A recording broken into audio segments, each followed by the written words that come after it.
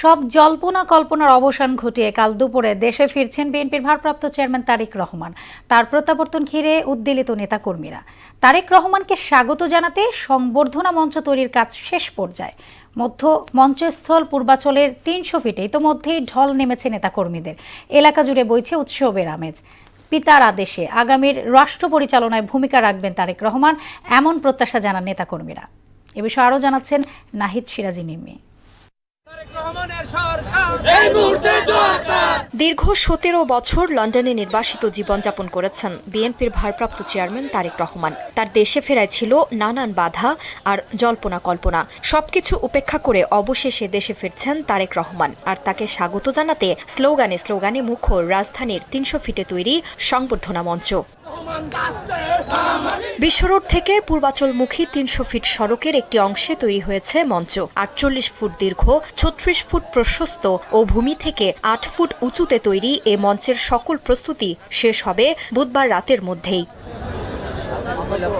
সংবর্ধনা অনুষ্ঠানে যোগ দিতে সারা দেশ থেকে নেতাকর্মীরা এসেছেন ঢাকায়। প্রিয় নেতাকে দেখার আবেদন সবার মাঝেই। দেশনায়ক তারেক রহমানকে সংবর্ধনা দেওয়ার জন্য আমরা ঢাকায় কিশোরগঞ্জ জেলার বিভিন্ন থানা থেকে এসেছে। কুড়িগ্রাম একদম বাংলাদেশের শেষ সীমানা, ওখান থেকে আসছি। তারেক রহমানের স্বদেশ প্রত্যাবর্তন এই উপলক্ষে আমরা আসছি।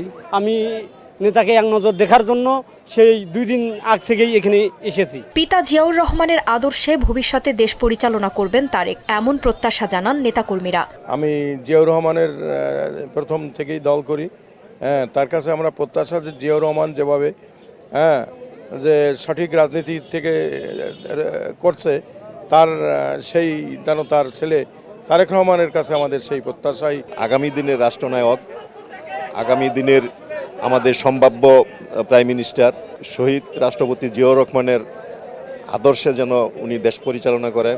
বাংলাদেশে তারেক রহমান যদি বেঁচে থাকে, ইনশাআল্লাহ চিটার বাটপার খারাপ লোক বাংলাদেশে কোনোদিন স্থান পাবে না। বৃহস্পতিবার তারেক রহমানের সংবর্ধনা ঘিরে ইতোমধ্যে প্রস্তুত বিএনপি। জোরদার করা হয়েছে সার্বিক নিরাপত্তা ব্যবস্থা।